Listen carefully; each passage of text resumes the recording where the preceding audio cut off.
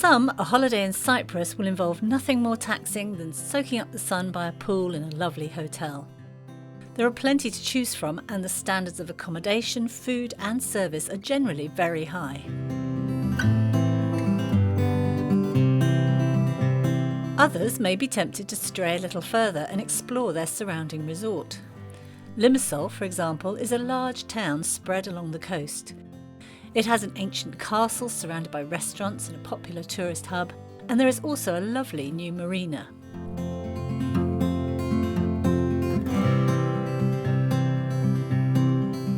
Athos has more of a defined tourist area. There's a long seafront promenade, perfect for sunset strolls, and a huge archaeological park.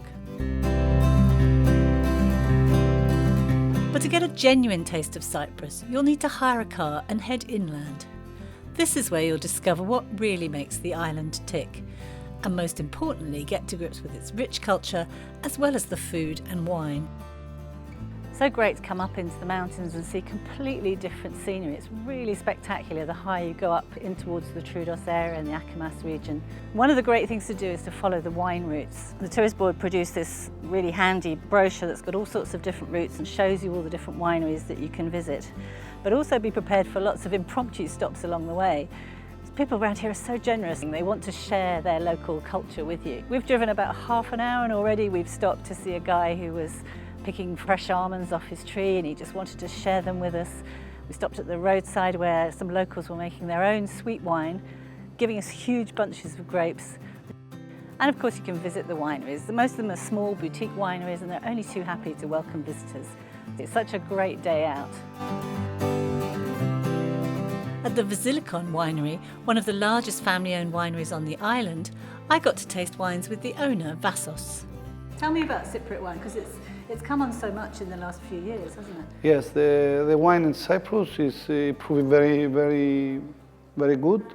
We have generally all the varieties, from, let's say, from Cabernet to Cabernet Sauvignon, Shiraz, Merlot, Sauvignon Blanc, Chardonnay, but now all the wineries, we go also to the Cypriot varieties. We try to plant and make wine from the Cypriot varieties, like Xynisteri, which is the most popular wine in Cyprus. We have also the red wines like Maratheftico, Yannodin. Right now we are about 350,000 bottles per year. We make one white, one rosé, and 3 reds.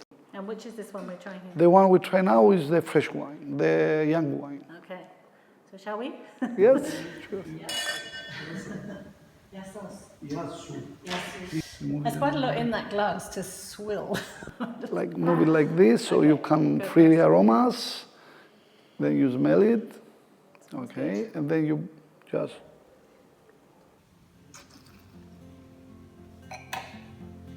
Well, that is delicious.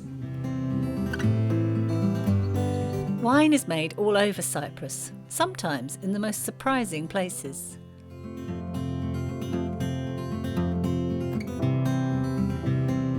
We're very privileged today to meet with the Abbot Dionysus, who's also a master winemaker, makes over 200,000 bottles of wine a year. So now we get to taste it. Yamas. Yamas.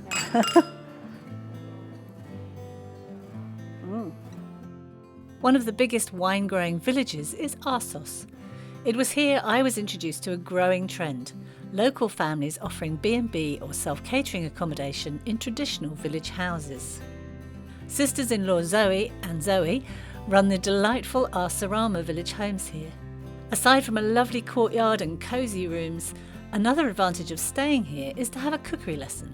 We are going to make koupepia. It's one of the most popular traditional food we have here in Cyprus. So koupepia is stuffed vine leaves. Vine leaves, Dolmades yes. in Dolmades in Greece. Yeah. For you. Oh, thank you. So this is something that you offer to your guests. Yes, To get involved in. Is it a morning or how? Usually morning. Okay. Morning, yes. This is plant. Yes. And then you eat the things that you've produced. Yes, for dinner. sure. The so-called xerotiana Xerodiana. Okay, it's very hard to say. Yes. Okay. Xerodiana with, It's a bit like a donut, I guess. yes, like donuts. And it's flour, water, and yeast. So now we have the two kinds. These are amazing. Yes. This is my own recipe. Ah, I'm influenced, family yes. recipe. Always, from the time I was young, I like cooking very much because my grandmother used to show me everything, all the traditional things they make. But from these traditional things, I change some things and I make my own recipes. Put your own twist. Yes, but Yeah. based on the traditional one. Zero means dry. Tigan means pan. Dry pan. Dry pan. I'll just call them dry Xerodiana. pans. It's so much easier. Dry pans are delicious. Yes. Anyway.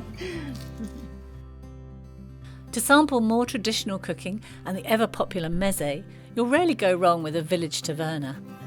At the Katoi restaurant in Omedos, I spoke to Chef Panayotis about trends in Cypriot cuisine.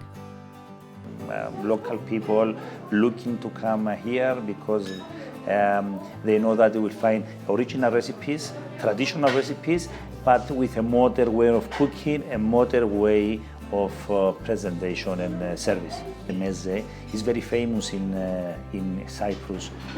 People looking to have this small dish, big variety of local food.